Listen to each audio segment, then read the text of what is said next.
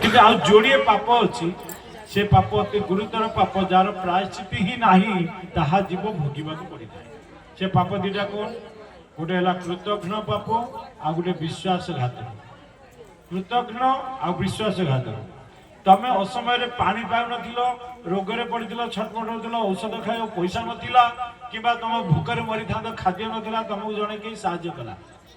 ସାହାଯ୍ୟ କରିସାରିଲା ପରେ ତମର ଯେତେବେଳେ ଧନ ସମ୍ପଦ ହେଇଗଲା, ତାକୁ ତାଚ୍ଛଲ୍ୟ କଲ, ତାକୁ ଥଟ୍ଟା କଲ। ତୁ କ'ଣ ସାହାଯ୍ୟ କରୁଛୁ? ବେଇମାନି ତା ପାଖରେ କଲ, ତା ପାଖରେ ଗର୍ବ ଦେଖେଇଲ। ଯିଏ ତମ ଅନ୍ନଦାତା, ଯିଏ ତମକୁ ସାହାଯ୍ୟ କରୁଛି, ତମକୁ ତା ଉପକାର ଭୁଲି ଯାଇକି ତା ଅପକାର ଗାଇଲ, ତା ନିନ୍ଦା ଗାଇଲ, ଏଇଟା ହଉଛି କୃତଘ୍ନ ପାପ। ଏ ପାପ ଠାରୁ ଗୁରୁତର ପାପ ଆର ପ୍ରାୟଶ୍ଚିତ ନାହିଁ। ଆଉ ଗୋଟେ ହଉଛି ବିଶ୍ୱାସଘାତ।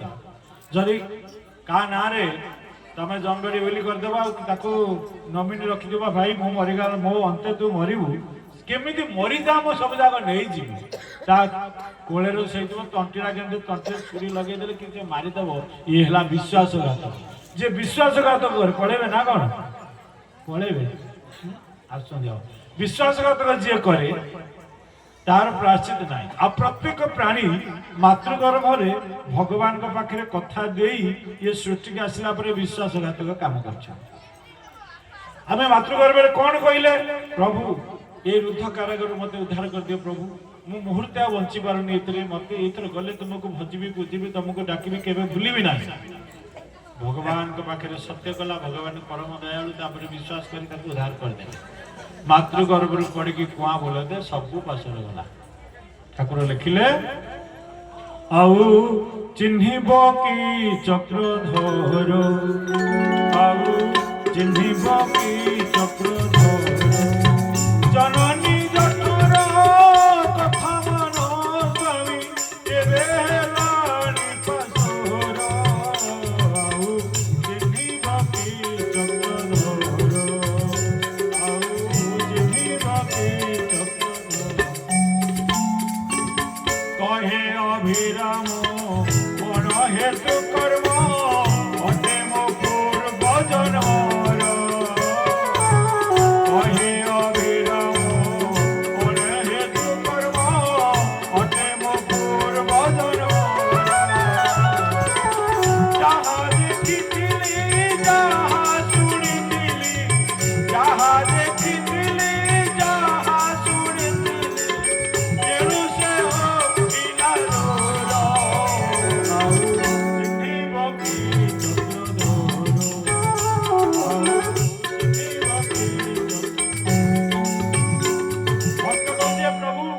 ମାତୃଗର୍ଭରେ ଯାହା କହିଥିଲ, ଯାହା ମୁଁ ଶୁଣିଥିଲି, ପାଶରେ ହେଇଗଲା। ମାତୃଗର୍ଭ ସ୍ୱାମୀ ଯାହା କହିଥିଲ, ଭୁଲିଲି କର୍ମ ବିପାକେ, ଏବେ ଆସି ମର୍ତ୍ତେ ଜନ୍ମହୀନ, ପଡ଼ିଛି ମାୟା ପଙ୍କେ, ବୁଦ୍ଧି ବିବେକ ମୋହୀନ, ଅଜ୍ଞାନରେ ଗଲା ମୋ ଦିନ। ମୋର ଦିନ ଗୋଟେ ଅଜ୍ଞାନରେ ଚାଲିଗଲା, କେତେ ଲମ୍ବା ଆୟୁଷ ମୋର ସରିଗଲା। ଗୋଟେ ଲୋକ ରାସ୍ତାରେ ଯାଉଥିବ, ରାତି ଅଧରେ 2 ଛକିଆ ରାସ୍ତା ପଡ଼ିବ, କେହି ନାହାନ୍ତି, କାହାକୁ ପଚାରିବ? ଅନୁମାନ କରି ଗୋଟେ ରାସ୍ତାରେ ଯାଉ ଯାଉ ଯାଉ ଯାଉ 50-100 କିଲୋମିଟର ପଳେଇଲା ପରେ ପଚାରିଲା ଯେ ଅମୁକ ଜାଗାକୁ ଯିବା, କୋଉ ଗାଁ, କେତେ ବାଟ ଅଛି? ନା, ଆରେ ଆପଣ ଏ ରାସ୍ତାରେ କାହିଁକି ଆସିଲେ? ଆପଣ ସେ ଯୋଉ 2 ଛକି ରାସ୍ତାରେ ସେପଟ ରାସ୍ତାରେ ଯାଇଥିଲେ ପାଇଥାନ୍ତେ, ଏବେ ବର୍ତ୍ତମାନ ଇଆଡ଼େ ତ ଭୁଲ ରାସ୍ତାରେ ପଳେଇ ଆସିଲେ। ଆପଣ ଯାଆନ୍ତୁ, ପୁଣି ସେଇ ଛକରୁ ବାଁ ପଟକୁ ଯିବେ। ଗାଡ଼ିରେ ଯାଇଥିଲେ ସିନା 2-3 ଘଣ୍ଟାରେ ଫେରି ଆସିବ, କେତେ ତେଲ ପଡ଼ିଲା, କେତେ ସମୟ ବି ଗଲା। ଯଦି ଆମ ଜୀବନର ଚଲାପଥରେ ଏମିତି ଭୁଲ ରାସ୍ତାରେ ଆମେ ଯାଉଥିବା, 20 ବର୍ଷ କି 30 ବର୍ଷ ଆମେ ଭୁଲ ରାସ୍ତାରେ ଚାଲିଗଲେଣି, ଆଉ ଥରେ ସତ୍ ମାର୍ଗ ଦେଖିବା ପାଇଁ ଗୋଟେ ସତ୍ ପୁରୁଷ କେବେ ଭେଟ ହେବେ? କେହି ଯଦି ପଥ ପ୍ରଦର୍ଶକ ଆମ ଜୀବନରେ ନଥିବେ, ତାହେଲେ ଆମେ ଭୁଲ କରୁଛେ କି ଠିକ କରୁଛେ, ଠିକ କାମରେ ଅଛେ ନା ଭୁଲ କାମରେ ଅଛେ, ଠିକ ମାର୍ଗରେ ଯାଉଛେ ନା ଭୁଲ ମାର୍ଗରେ ଯାଉଛେ, କହିବ କିଏ? ତେଣୁ ଭାଗବତରେ ଜଗନ୍ନାଥ ଦାସ ଲେଖିଲେ, ଏ ଯେତେ ପୁରାଣ ଶାସ୍ତ୍ର ସବୁ ଲେଖା ହେଇଛି, କ'ଣ ପାଇଁ ଲେଖା ହେଇଛି? 2ଟା କଥା।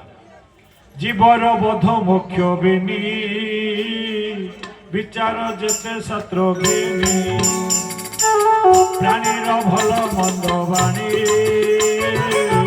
মরণ কালে তাহা জানি গোবিন্দ গোবিন্দ গোবিন্দ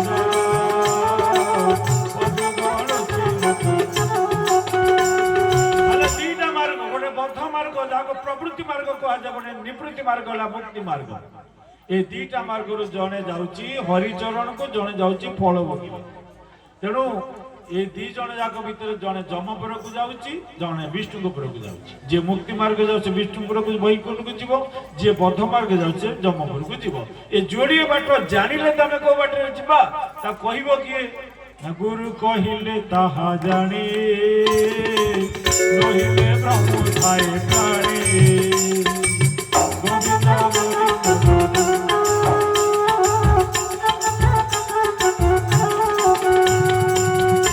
ভবসাগর নৌকা করে ধরি কেতে পাপি তাপি করছ পারি। ভগবান ভবসাগরর ଡଙ୍ଗାରେ ବସିକି ନାଉରି ହେଇଛନ୍ତି। ତେଣୁ କହିଲେ ନାବେ ଗୁରୁ କର୍ଣ୍ଣଧାର ମୁହିଁ ଅନୁକୂଳ ଶରୀର ଏମନ୍ତ ନବ ଥାଉ କୂଳେ ଜୀବନ କରେ ଭବ ଜଳେ ସେହି ନମୂଢ ମତି ତାହାକୁ ବୋଲି ଆତ୍ମଘାତୀ। ଗୋବିନ୍ଦ ଗୋବିନ୍ଦ ଗୋବିନ୍ଦ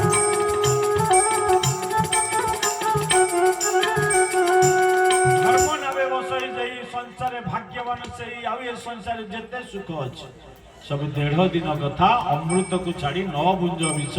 ये संसार बंचा कहले आम विष खाली विष खाऊ अमृत कहीं एठी विष जहाँ देखुच खाली विष। विष कौन 2 प्रकार विष अच्छे। गोटे प्रकार मनीष आत्महत्या करके मरिया विष पीए। आउ गोटे विष हूँ जिते आमको अपमान बिना कारण के अपमान दिए। जदि निजर गुरु को शिष्य अवमानना करे मालिक उपर चाकर जवाब दिए पिला माने जदि बापा माँ को घर गोईठा मारिक बाहर कर दियंती आउ शरीर भीतर जदि भयंकर रोग ग्रास करे से विष खाइला भलिया लगे।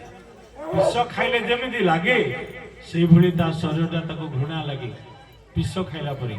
तेणु ये संसार रे ये जो विष को पान करथिले भगवान शंकर सारा सृष्टि जेते विष सब मंथन है सब जी जहा बांटिकी नहीं गले। इंद्र नहीं गले उच्चस्तव अश्व एवं पारिजात पुष्प रंभा मेनकारी उर्वशी सब नहीं गले। आउ राक्षस मान किसी नहीं गले किसी नहीं गले। भगवान विष्णु लक्ष्मी की नहीं गले। ता भीतर जहाँ सब अष्ट ऐश्वर्य नवनिर्देश बाहला जे जहा बांटिकी नहीं गले शेष बाहला उत्कट विष जार ज्वार देवकूल पक्षीकूल एवं जीवकूल समस्ते छटफट है। ये समस्त आकुल विकल देखी सब ब्रह्मा जाके पहुंचले विष्णु का पाखे कहले प्रभु ये संसार जो हलाहल विष्णु विष तो किए आपण उद्धार करते ना आपको कहीं पार करिया बढ़िया संसार नहीं। एकमात्र गरल पान करवा व्यक्ति जड़े से अनंत को गड़ा पकड़ भगवान शंकर ही पान कर पान कर कारण से मृत्युंजय चलो पाखे जाके गुहार कर जहाँकि समस्त सब देवता जाकि शंकर भगवान पाखे जो व्याकुल होकर जनइले माँ पार्वती की कहले कहले कुआड़े तुम से देवता ना आम बड़ विपद पड़ी से मंगलमय से सत्य से सुंदर से सृष्टि की सुरक्षा देवे तेणु ये विष बाहर समुद्र ताकू पान करेंगे। रागी गले माँ कहले तुम सब स्वार्थपर देवता मैंने निजे निजे सब ऐश्वर्य जो बाहर बांटी नहीं गल विष पाया मो स्वामी के आस विष देवा रागी गला समस्ते स्तुति कले माँ उद्धार संसार में आपन स्वामी मृत्युंजय पुरुष से मंगलमय पुरुष तुम्हें दया कर। तापर शंकर भगवान जो आशुतोष संतुष्ट होगले देवंग देखी व्याकुल निज कले व्याकुल देखिक जो भगवान आसिले सबू चलू करदे विष केमी कले भगवान राम का नाम को कंठर रखिले विष को डाकिले पुणी राम नाम को कंठर रखिले विष राम रहिले विष रहा राम रहिले विष रहा आ विष आस राम आस विष आस राम आस विष विष राम विष रहिले राम रहिले तेणु राम नाम जो रहा सबू विष को सी हरण कर।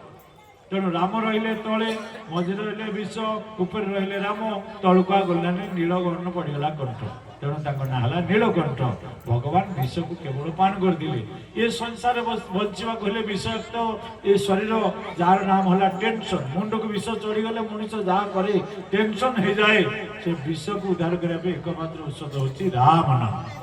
भगवान का नाम जदि तुम ग्रहण कल नाम जदि डाकिल ताले विषय संसार तुम उद्धार हम।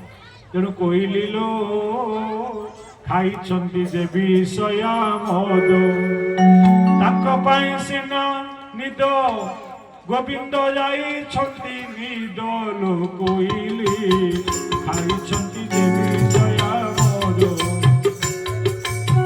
କୋଇଲିର ଗର୍ବ ଅଭିମାନ ନାହିଁ ଯାରେ କୋଇଲିର ଗର୍ବ ଅଭିମାନ ଯାର ନାହିଁ ତାଙ୍କ ପାଇଁ ଗୋବିନ୍ଦ କି ଯାଇଛନ୍ତି ଶୋଇଲୁ କୋଇଲି ଗର୍ବାଭିମାନ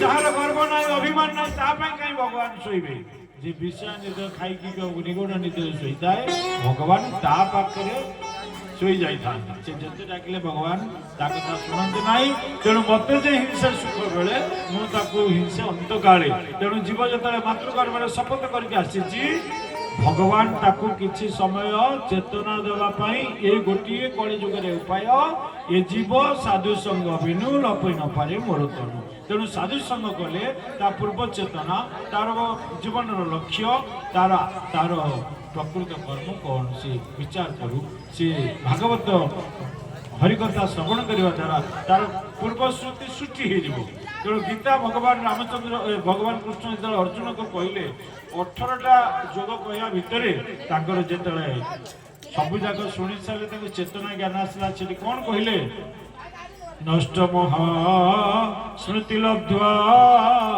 ତତ୍ପ୍ରସାଦାତ୍ ମୟାଚ୍ୟୁତ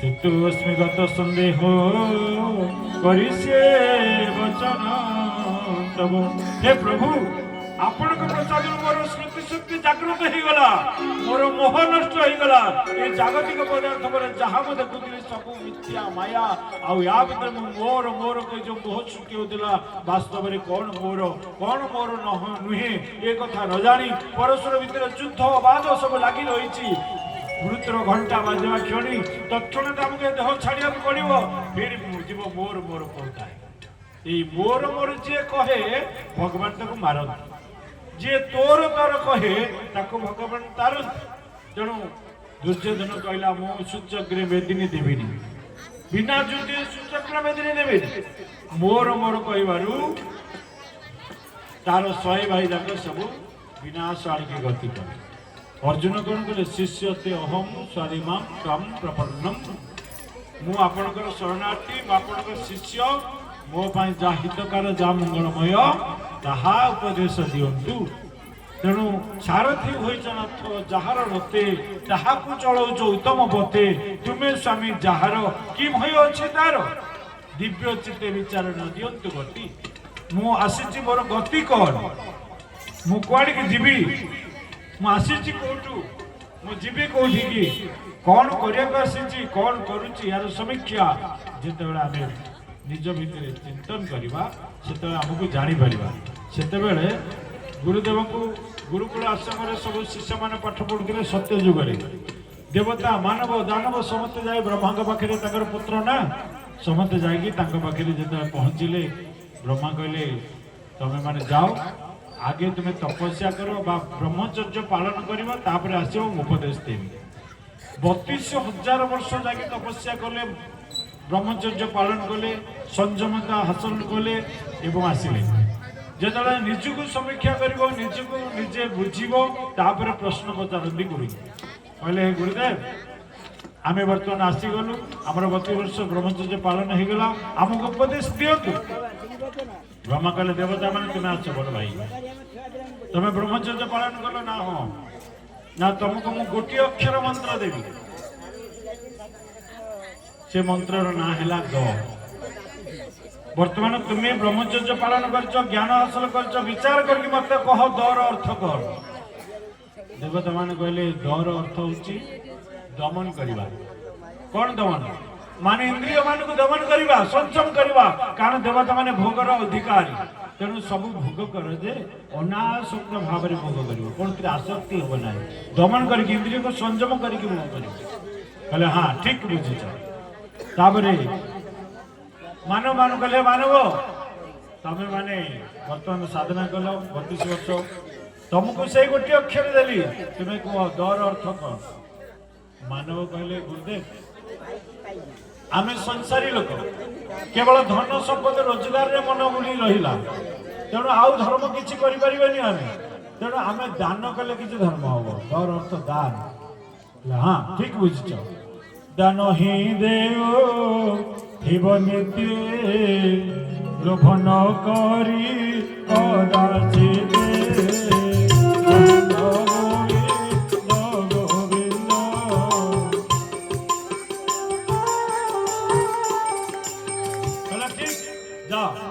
धर्म धर्म कर दान कर धर्म ठीक अच्छे तापर धन अर्जन धर्म कर धर्म प्राप्त नर हरि धन की दान कले धर्म हम यहाँ मन रखी कर दान मान कहले आसर आस तुम मान को से अक्षर दिली द अक्षर तुम ब्रह्मचर्य साधना कर कुह दर अर्थ कौन कहले आम तो असुर कूल आम तो राक्षस आम पाखे दया ही ना आम निष्ठुर पर संपत्ति की छड़े आणबू पर अधिकार छड़े आणबू सिंहासन पकईदे आम बस पड़ू तेणु आम बड़ निष्ठुर हेतु आम भर दया ना तेणु आम ये जानीपु आमर आमको जो मंत्र देले दया समस्त को दया दृष्टि देखिए ना ठीक बुझे तुम संयमतार तुम जान जा दया कर भागवत कौन कहले जीव को दया शुद्ध चेते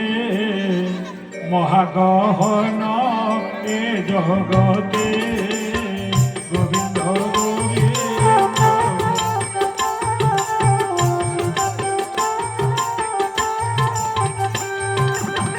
दया करिवो जेतेले कथा देके आसिले सब घर को आसला पर ओलटी गला ये राक्षस माने अन्य धन छबड़े के आनिक अधिकार कर बसिले देवता मैंने सब जतक भोग विलास बुड़ी गले इंद्रिय संयम रहा मन स्थिरता रहा ये समस्ते धन संपत्ति की जाबुड़ी के धरले क्या दान भी देले निज बापा माँ को तो खाए दौना दान करवा दूर ये मनीषर ये जो विपरीत कर्म देखिकी धर्म जो ग्लानि हो गला समाज बिगड़ी गला भगवान बारंबार मर्तमंडल को अवतरण को पड़ा से भगवान धर्म को स्थापन करने ये सृष्टि के आसिले कलिजुग धर्म केमती सृष्टि नष्ट है केमती ग्लानि है से ग्लानिर कारणटा कौन है ठाकुर बतौन कौन कहले तुम्भ कर्म तुम्भ धर्म अटे धर्म कर्म ये बिना जेते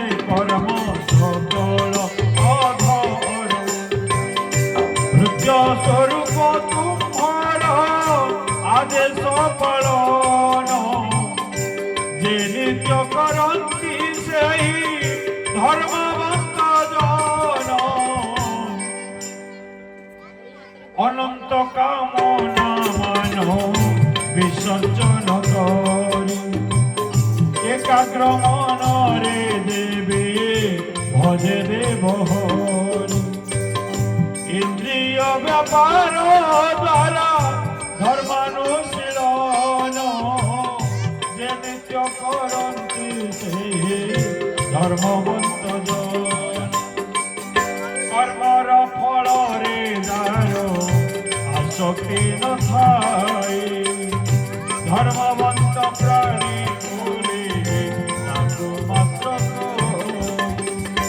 नवविध भावाकुल उदय जठारे तुम्हे तो सर्वदा बंधा सही भक्त ठारे नवविध भक्ति कर ठारे उदय धर्मवंत प्राणी बोले मात्र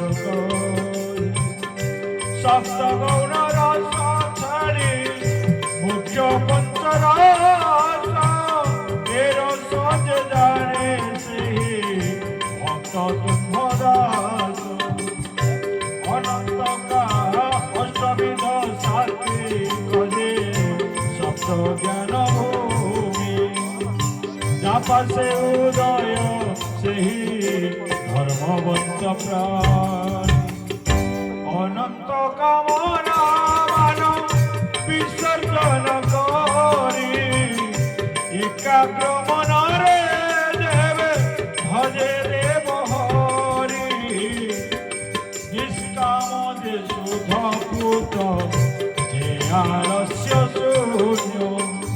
পক্ষপাত শূন্যচিত ক্লেশ দেবীহীন সর্বপ্রকার উদ্যম ত্যাগ করে যে